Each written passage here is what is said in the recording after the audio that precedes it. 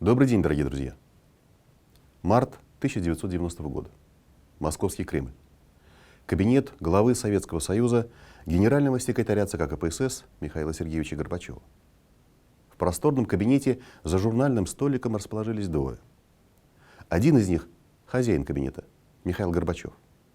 Через пару недель он будет избран президентом Советского Союза. А напротив его собеседник – секретарь ЦК КПСС Гумер Усманов. Усманов – бывший лидер Татарстана. В 1982-1989 годах первый секретарь татарского обкома КПСС. О состоявшемся между ними разговоре мне рассказал впоследствии сам Гумер Исмагилович Усманов. Пьют кофе, неспешно беседуют. Вдруг Горбачев говорит: мы с Раисой Максимовной всю жизнь думали о том, как сломать систему, существующую в стране. Усманов непонимающе спрашивает: что значит сломать? Ты что, Гумер, притворяешься? Горбачев со всеми на «ты», это его фирменная манера. Не представляешь, что такое сломать? Уйти от системы управления. От партии, что ли? Вот, правильно понял. Речь тогда шла об отмене статьи Советской Конституции о руководящей роли КПСС. И этот разговор стал для меня неожиданным, рассказывал мне Усманов. Я говорю: Михаил Сергеевич, вы меня проверяете? Я же многократно проверенный. Мы с вами в разных ситуациях бывали, в разных застольях вместе участвовали. Вы индюшат, я чак-чак привозил. Ну сидели же до этого, было же, эмоционально восклицает Усманов. Они действительно нередко вместе пересекались, когда Горбачев возглавлял Ставропольский край, а Усманов Татарстан. Горбачев, между тем, продолжал настаивать. Но Усманов, припертый к стенке, решительно отказался. Я, Михаил Сергеевич, в таких делах участвовать не буду. А Горбачев как взорвется: я такой брани, признался Усманов, до этого случая не слышал. Потом говорит: иди успокойся, потом зайдешь. Усманов некоторое время посидел в коридоре, потом опять зашел к генеральному секретарю и опять отказался. В ответ получил очередную порцию ругани. О том, чем закончился этот разговор, мы еще расскажем.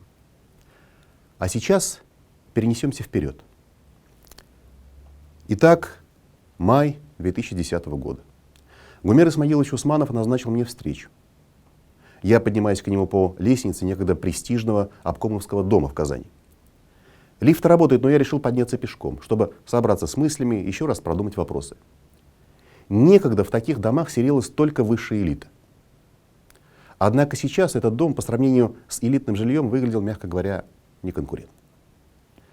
Мне достаточно трудно было представить себе, что бывший всесильный руководитель Татарстана, кстати, единственный татарин, ставший секретарем ЦК КПСС за всю историю Советского Союза, живет столь неожиданно скромно. Но это оказалось действительно так. Дверь открыл сам Гумер Исмагилович. Седой, белоснежный старик с несколько лукавой, но очень приветливой улыбкой. Поздоровались, немного пошутили, показал квартиру. Большая, просторная. С одной стороны открывается панорама реки Казанки. Рабочий кабинет с другой стороны. Добротная мебель, но все из 80-х, 90-х годов. В кабинете Гумер Исмагилович прежде всего подвел к огромному книжному шкафу, в котором за стеклом стояли фотографии, в основном семейные. «Вот это моя жена Дамира», — сказал Гумер Исмагилович. И глаза его увлажнились, стали какими-то прозрачными. Было видно, что с трудом сдерживается. «Она была у меня замечательным человеком», — произнес Усманов, немного успокоившись. «Без 23 дней мы прожили с ней 50 лет. Очень хорошо пела, замечательно танцевала.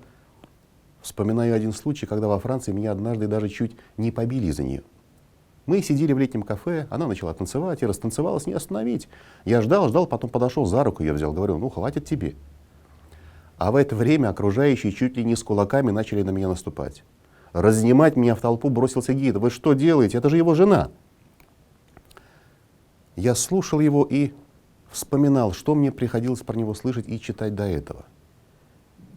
Тот Усманов, которого я знал заочно, был совершенно другим.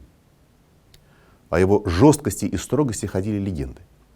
Рассказывали, что после одного из совещаний руководителя, по которому гневно проехался Усманов, увезла скорая. Случился сердечный приступ. Среди журналистов рассказывали про такой случай. Выпускающий редактор одной из республиканских газет перепутал в прогнозе погоды плюс на минус.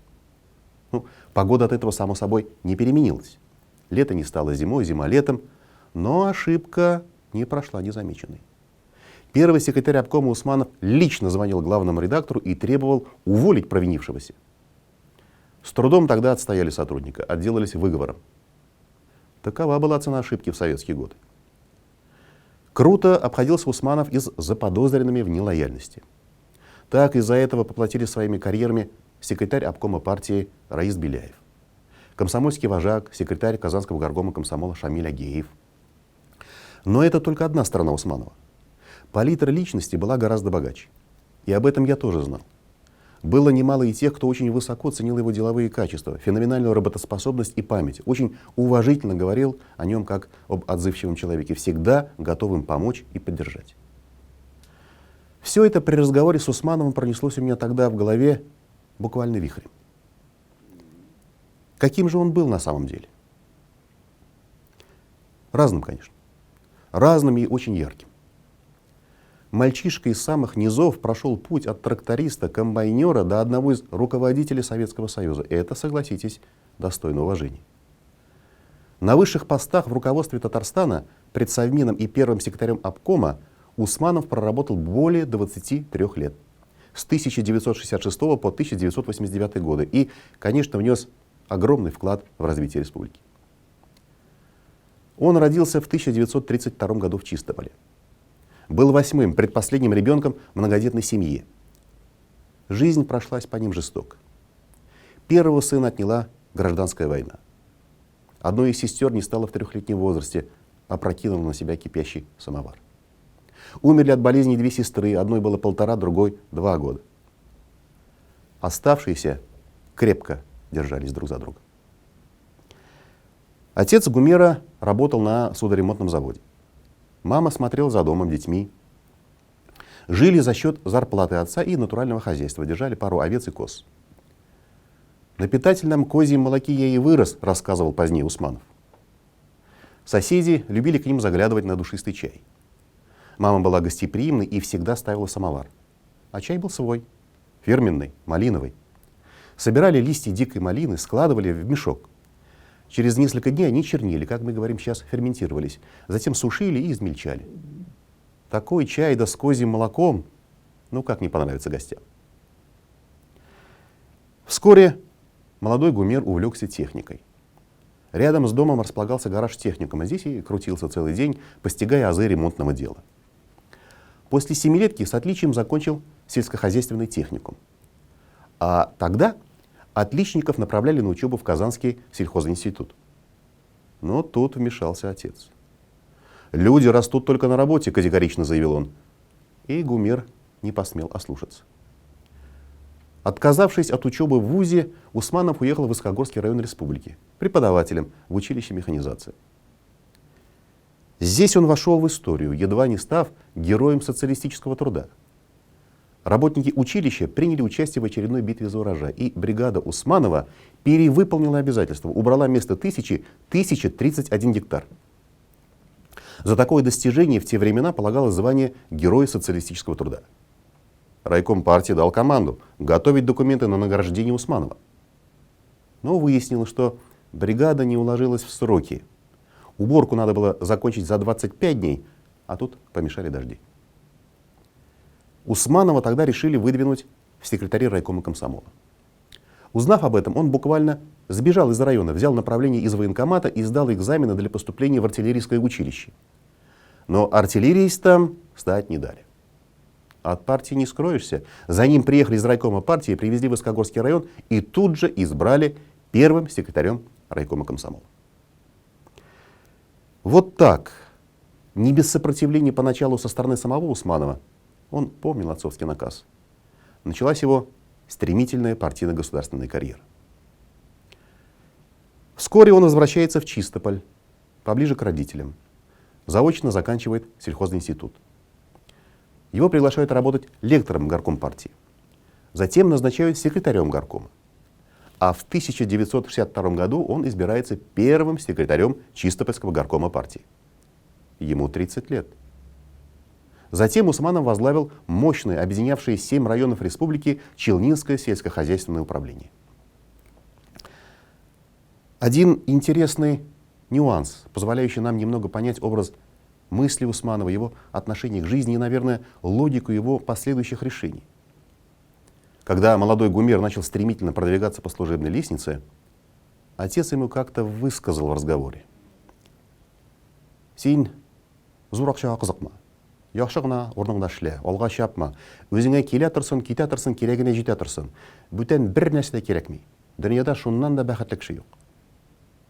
Не гонись за большими деньгами, добросовестно работай на своем месте. Деньги приходят и уходят. Пусть их хватает на необходимое, а большего не надо. В этом счастье». Отец, кстати, это еще один штрих к портрету семьи. На склоне лет собрал детей и сообщил им, что свой дом они с матерью в наследство детям оставлять не будут. «Все вы состоялись, не нуждаетесь», — сказал тогда отец. И объявил о решении подарить дом городу. Так и сделали, никто не возражал. И в родительском доме расположилось Чистопольское художественное училище. В общем, следуя этому отцовскому наказу, Усманов и старался поступать. Сам вперед не бежал, но жизнь толкала в спину. После отставки Хрущева в стране расформировали сельскохозяйственные и промышленные управления. Не стало исключением и Челнинское. И в 1965 году его назначают первым секретарем Буинского райкома партии, в котором он трудился 1,5 года. За это время район взял первые места по многим экономическим показателям. Первый секретарь татарского обкома Фикрят Табиев, давно приметивший способного и энергичного молодого руководителя, стал частенько приезжать в район. Первый же год стал испытанием. В 1965 году в республике установилась засуха. Пшеница стояла ростом не выше карандаша. Но, несмотря на это, буинцы смогли выполнить план по хлебозаготовкам. Даже дали 7 тысяч тонн зерна сверх плана. Вроде бы работать и работать. Но у руководителя республики Фикрята Табиева на Усманова были другие планы. Молод и в то же время уже имеет большой хозяйственный опыт. Энергичен, удачлив, обладает даром убеждения, умеет организовать работу.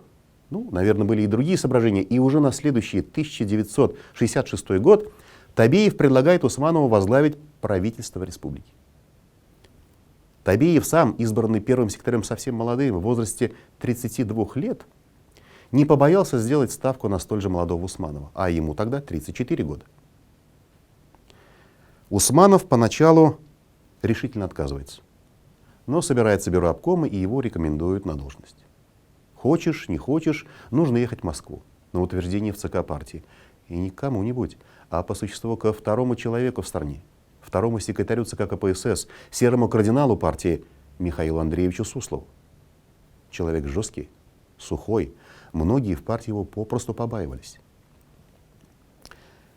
Встреча с Сусловым далась Усманову нелегко. Переволновался, перенервничал молодой Гумер. Ждать приема пришлось долго, у Суслова шло совещание. А тут ведь дело такое, чем больше ждешь, тем более чувствуешь свою незначительность, волнуешься еще больше. Усманов попытался даже выйти покурить, нервы успокоить. Не дали. А вдруг сейчас вызовет? И вот, наконец, пригласил. И Усманов, как приговоренный, пошел на негнущихся ногах. Он так рассказывал мне об этом. Захожу. Большой кабинет. На полу толстый слой лака. Наступаешь, как будто в бездну вступаешь. Я вспотел. А Суслов вышел навстречу, руку пожал. «Садитесь», — говорит. «Как фамилия? Как звать? Где родился?» Он намеренно задавал такие вопросы, чтобы я пришел в себя, успокоился. Потом говорит: «У моего отца друг был Усман с Ульяновской области». «Ну, далеко ваш Буинский район от Ульяновска?» Тут же на стене карта висела. «Покажи, где?» Показал. Рассказал о работе. Он посмотрел, послушал. «Садитесь», — говорит. А сам взял трубку и попросил соединить с Табиевым.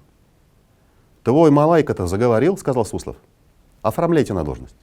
И по возвращении в Казань 6 мая 1966 года Гумера Усманова назначили председателем Совета министров ТАССР.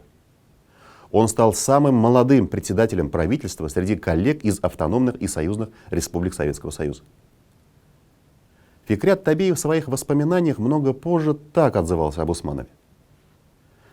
Гумеру Исмагиловичу в то время было всего 34 года. Я следил за его ростом, давал возможность проявлять инициативу, принимать самостоятельные решения. Он был прекрасным специалистом в вопросах сельского хозяйства.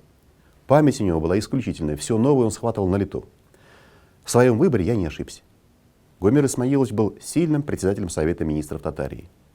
И по прошествии многих десятилетий придерживаюсь того же мнения. А что же Татарстан в середине 1960-х годов? В республике интенсивно развивалась нефтедобыча. Если в 1966 году добыли 70 миллионов тонн, то в 1970 уже 100 миллионов тонн. Страна требовала нефти все больше и больше. Союзный центр хотел навязать добычу в 130 миллионов тонн, что было нереально. Татарстанцев спасла смекалка. В 1970 году намечалось столетие Владимира Ильича Ленина, и Татарстан выдвинул лозунг: к столетию Ленина 100 миллионов тонн нефти.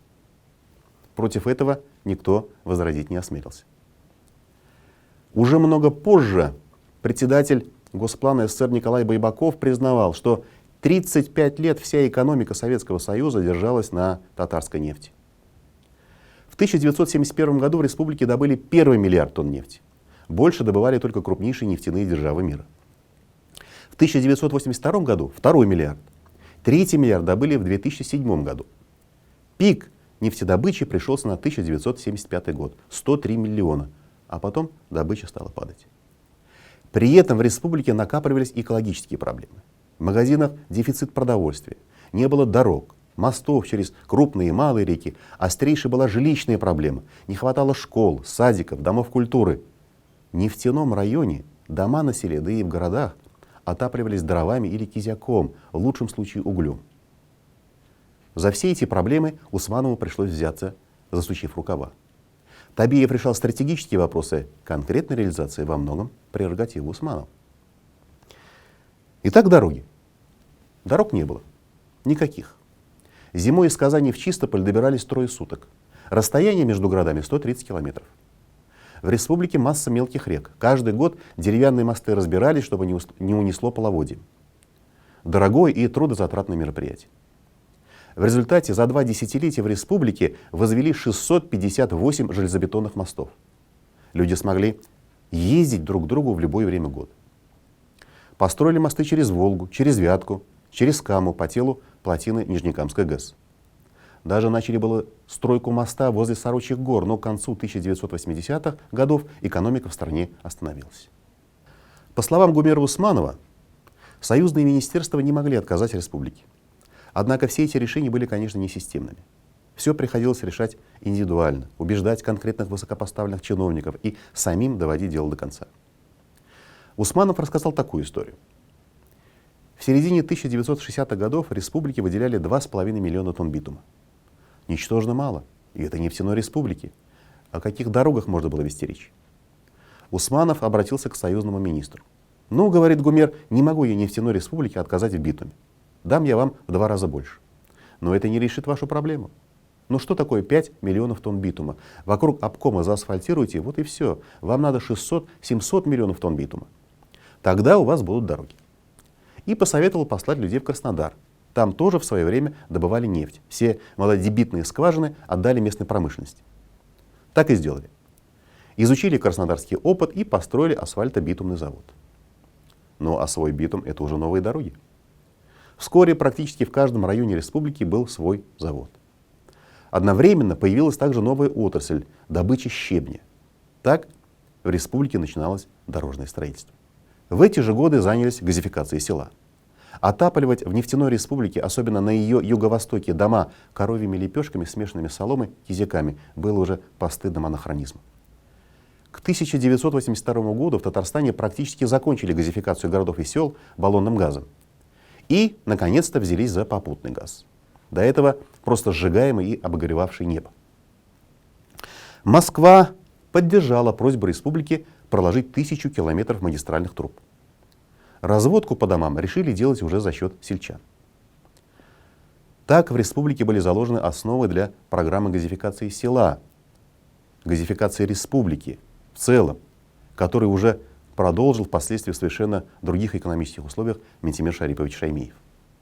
Татарстан закончил ее в начале 2000-х годов, став Россией первопроходцем и лидером по этому показателю. Постепенно начали подбираться к решению жилищного вопроса. Шла усиленная ликвидация подвалов и бараков, создавались мощности строительных организаций, которые затем возьмутся за программу ликвидации ветхого жилья в Татарстане. А пока в 1970-х, 80-х годах об этом можно было только мечтать. Своих средств у республики не было. Республика имела в своей собственности только 2% всех предприятий, расположенных у нее на территории. Поэтому возможности масштабной работы появились только в 1990-х годах. Но база, инфраструктура создавали в советский период. Кстати, еще при Усмановой был закончен проект метро в Казани, но работы пришлось приостановить, так как в конце 1980-х годов на митингах высказывались протесты против его строительства. Усманову республика обязана появлением дома-музея имени Габдуллы Тукая в Казани и Татарского государственного симфонического оркестра. К созданию оркестра пришлось подключить влиятельных людей. История была такая. Осенью 1966 года Усманов возвращался в самолете из Альметьевска вместе с министром культуры Булатом Гизатуллиным. Министр говорит: приближаемся к добыче нефти в 100 миллионов тонн в год, а концерты проводим только под гармошку. В республике до сих пор нет симфонического оркестра. На следующий день Гумир Исмагилович по телефону рассказал обо всем этом министру культуры СССР Екатерине Фурцевой. Она согласилась, что такая республика, как та СССР, должна иметь симфонический оркестр. Уже на следующий день Усманов был у нее в Москве. Поговорили, и Фурцева положительно решила этот вопрос. Потом добавила: наверное, вам понадобится и хороший дирижер. Я бы предложила Натана Рахлина, но боюсь, что в Казань он не поедет. На другой же день Усманов направил к прославленному советскому дирижеру, лауреату Сталинской премии, нашего министра культуры. У маэстро тогда были натянутые отношения с украинским руководством, и он не стал возражать против переезда. В итоге Рахлин приехал в Казань, возглавил новорожденный симфонический оркестр и до конца своих дней успешно работал в Татарстане. Перемены происходили и в сельском хозяйстве. Усманов лично приложил много усилий для того, чтобы в республике появилось промышленное птицеводство. В 60-е годы яйца по селам собирали в Лукошке. Свое овощеводство. Так закладывалась основа для создания своей продовольственной базы. Здесь можно долго перечислять результаты, достигнутые Усмановым. Сначала в команде Фикрята Табеева, затем Рашида Мусина, а после с 1982 года уже в качестве первого лица республики. Но я этого делать не стану, чтобы не утомлять цифрами и фактами. Конечно, все это была командная, как бы мы сейчас сказали, работа. Но роли первого секретаря, главы правительства в жесткой административно-хозяйственной вертикали управления были чрезвычайно велики. Что важно, именно в эти десятилетия была создана экономическая база республики, позволившая ей уже в новых постсоветских условиях стать одним из наиболее мощных субъектов России. В 1983 году Гумир Усманов выдвинет министра мелиорации республики Ментимира Шариповича Шаймиева сначала на должность заместителя председателя правительства, затем секретаря Татарского компартии, а в 1985 году председателя Совета министров ТССР. Через 4 года Ментимир Шаймиев сменит Усманова на посту руководителя республики. Итак, в 1982 году Гумир Усманов после скоропостижной смерти первого секретаря обкома Рашида Мусина избирается первым секретарем Татарского обкома партии. Спустя некоторое время у него происходит любопытная встреча с будущим первым президентом России, а тогда первым секретарем Свердловского обкома партии Борисом Николаевичем Ельциным. Впечатленный успехами Татарстана в сфере сельского хозяйства и одновременно озабоченный проблемами в этой сфере в Уральском регионе, генеральный секретарь ЦК КПСС Юрий Владимирович Андропов приглашает к себе Усманова и Ельцина и настоятельно советует Свердловскому лидеру перенять опыт татарстанских аграриев. Ельцин послушно кивает, но, по воспоминаниям Усманова, из Свердловского в Казань никто в итоге так и не приехал. Уязвленный Ельцин решает, по-видимому, тихо проигнорировать указания Андропова. В 1985 году в стране приходит к власти Михаил Сергеевич Горбачев. Начинается перестройка. Горбачев быстро меняет старую партийно-государственную элиту, саботирующую реформы. Так, первым секретарем Московского горкома партии назначается как раз-таки Борис Николаевич Ельцин. Через пару лет, в 1987 году, трудноуправляемый и амбициозный Ельцин выкидывает коленца. Выступает с критикой Горбачева, обвиняет его в нерешительности, недостаточной активности в проведении политики перестройки страны. Естественно, попадает в опал. Снимается с должности руководителя Москвы и назначается замом председателя Госстроя СССР. Довольно легко отделался по тем временам. А летом 1988 года в Москве проходит 19-я партийная конференция, на которой Ельцин добивается, чтобы ему дали слово. И в своем выступлении говорит о борьбе с партийными привилегиями, о разложении властей, а в конце выступления неожиданно просит у партии политической реабилитации за прежнюю критику руководства КПСС. Это позднее создается миф о непримиримой борьбе Ельцина с партией, его принципиальность. Жизнь сложнее, в действительности он метался, пытался лавировать. И надо же было такому случиться тогда, на 19-й партконференции, случайность, конечно, сразу за наделавшим шума спичем Ельцина очередь выступать настала у первого секретаря татарского обкома Гумера Исмагиловича Усманова. Усманов, будучи опытным аппаратчиком, никак не мог проигнорировать выступление Ельцина. Понятное дело, он поддержал Горбачева и решительно раскритиковал его оппонента. Если коротко, то Усманов заявил, что Ельцин своими действиями и поступками не работает на авторитет партии и страны. Направо-налево раздает различным иностранным агентствам свои интервью. Ельцин работает на свой авторитет. Поэтому он, Усманов, против его политической реабилитации. Ведь где бы мы ни работали, есть у нас еще одна серьезнейшая обязанность, сказал Усманов. Всемерно укреплять единство и сплоченность нашей партии. Залог успеха, нашу цементирующую силу. Абсолютно логичный и взвешенный со стороны руководителя такого ранга выступления. Однако времена в стране уже менялись. Менялись серьезно.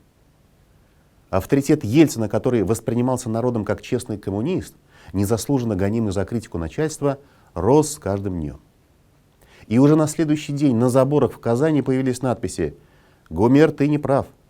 Да, Усманов тогда полностью поддержал руководство КПСС. Горбачев запомнил это выступление. В итоге, как мы увидим, все это вышло Усманову боком. Но удружил, в кавычках, в итоге отнюдь не Ельцин, а Горбачев. В 1989 году в Москве прошел очередной сентябрьский пленум ЦК КПСС, посвященный национальной политике. Накануне своего выступления Усманов побывал на приеме Горбачева. Усманов рассказал о том, что будет говорить о необходимости подъема статуса республики. Нет больше такого народа, который был бы так разбросан по территории СССР, как татарский. Татары обращаются в Казань по многим вопросам. Всем нужны и учебники, и так далее, но у нас даже бумаги нет. Поднял и экономический вопрос, аргументируя оправданность повышения статуса республики до союзной. Экономика ТССР достигла таких величин и в суммарном, и в натуральном выражении, сколько все три прибалтийские республики вместе взятые, доказывал Усманов. Вот так руководство республики начинало все более настоятельно говорить о необходимости равноправия республик в стране, обосновывать разумность федеративных отношений. Горбачев слушал и вдруг спрашивает: ты давно работаешь? 7 лет. Он говорит: это ты 7 лет только первым секретарем обкома работаешь, а предсамина сколько? 17 лет. О, сказал Горбачев. В результате Усманов выступил на пленуме. Говорил о статусе Татарии, призвал отменить разделение республик на автономные и союзные. Выступил, сел на свое место в зале. Пленум же завершался, и вдруг Горбачев неожиданно произносит: предлагается секретарем ЦК КПСС кандидатура Усманова. Ну что, Гумер, смотришь по сторонам? Выходи. Усманов тогда пытался взять самоотвод, но его не послушали. И единогласно избрали на новую должность, оказавшуюся по воле смутного времени последнего его стремительной партийной биографии. Чувствовал Гумер Исмагилович, что не нужно было бы идти, но, будучи убежденным коммунистом, нарушить партийную дисциплину не мог. Предчувствия его не обманули. Партии, прежде всего ее Центральный комитет, постепенно разваливались. Внутри ЦК действовали сразу 3 маленьких ЦК, и каждый тянул в свою сторону. На следующий год, аккурат перед отменой на 3-м съезде народных депутатов СССР статьи о руководящей роли КПСС, и состоялся тот решающий разговор на повышенных тонах с Горбачевым, разговор, с которого я начал сегодняшний рассказ. По итогам эмоциональной беседы отношения с генеральным секретарем серьезно испортились. «У меня охранники были хорошие», — рассказывал мне Усманов. «Я их часто домой приглашал, чаем угощал. У нас с ними сложились теплые отношения. Настолько своими стали. И вот они меня предупредили, что дом и вся территория госдачи прослушиваются. Даже на улице читает по губам то, о чем я говорю. Поэтому мы с женой решили прогуляться по Красной площади, где я и сообщил ей, что, наверное, придется возвращаться в Казань. Супруга меня поддержала. Усманов написал несколько заявлений об уходе. Горбачев не подписывает. Тогда Гумер Исмаилович пригрозил, что расскажет обо всем на 28-м съезде партии. И только тогда Горбачев отступил и предложил поехать послом в любую европейскую страну. Усманов отказался. По всей видимости, он видел, что дело всей его жизни, все то, во что он, идейный коммунист, верил, рушится. Что-то сломалось внутри. Хотя мог спокойно сидеть в ЦК, никто не гнал. Мог перейти в оппозицию Горбачева, что также имело перспективу, но тоже не стал.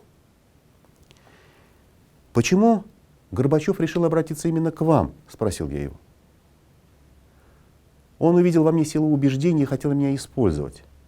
Кстати, — сказал мне тогда Усманов, — на одном из пленумов ЦК мы даже почти сняли его с должности. Так тогда крепко на него насели, что он убежал из зала.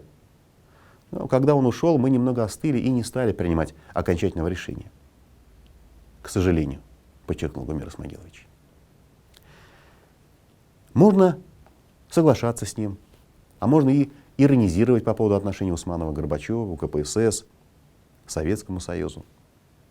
Дескать, типичные позиции советского партийного чиновника. Я тут совершенно далек от того, чтобы давать оценки Горбачеву, Усманову. В обществе есть разные точки зрения, и это абсолютно нормально. Так и должно быть. Однако, чего у Усманова не отнять, так это его искренности, убежденности в своей правоте. Он мне показался тогда очень искренним. И сейчас кажется. Да и многим, кто с ним беседовал на эти темы. Кстати, Михаил Сергеевич в своих мемуарах не упомянул Усманова ни единым словом. Хотя о многих гораздо менее значительных по должности коллегах нашел, что сказать. Видимо, действительно крепко они повздорили. Глубокой засела обида. Итак, летом 1990 года Усманов, отказавшись от предложения о трудоустройстве и сдав московскую квартиру, вернулся в Казань. Вернулся, конечно, с подрезанными крыльями. Ему было всего лишь 58 лет. Прошел неполный год, как он покинул Татарстан, но в стране шли стремительные перемены, и, вернувшись, он застал уже другую республику, власть которой уже практически перешла от партийных органов в советы. Митимир Шарипович Шаймиев занимал тогда должность председателя Верховного Совета Республики и первого секретаря Татарского обкома партии. Вскоре, в сентябре 1990 года, он уже оставит должность первого секретаря обкома, поскольку КПСС к тому времени уже практически потеряла власть. В общественно-политической деятельности Усманов не участвовал. Полностью отстранился от публичной политики. Некоторое время пытался заниматься бизнесом, но, по его признанию, это продлилось недолго. Не пошел бизнес. И так бывает. И Гумер Исмагилович стал пенсионером. Занимался садом, огородом. Очень полюбил это дело. В 1990-е приходилось туговато, но немножко помогали некоторые его бывшие выдвиженцы, коллеги, обязанные ему карьерой.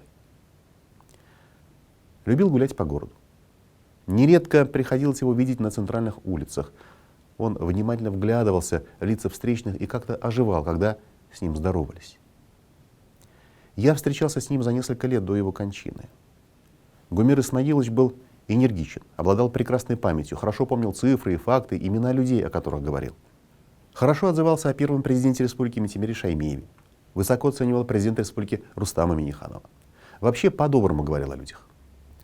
Я знаю, что многие пытались уговорить его написать мемуары. Но Усманов отказывался, отшучивался. Что-то ему мешало. Видимо, написать все, что знал, не мог, а умолчание или фальшь сразу бы почувствовались. Так и не написал. Хотя в интервью не отказывал.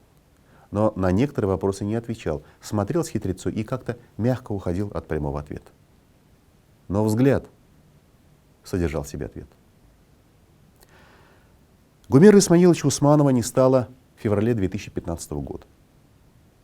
На панихиду пришло все руководство республики, бывшие коллеги, ученики.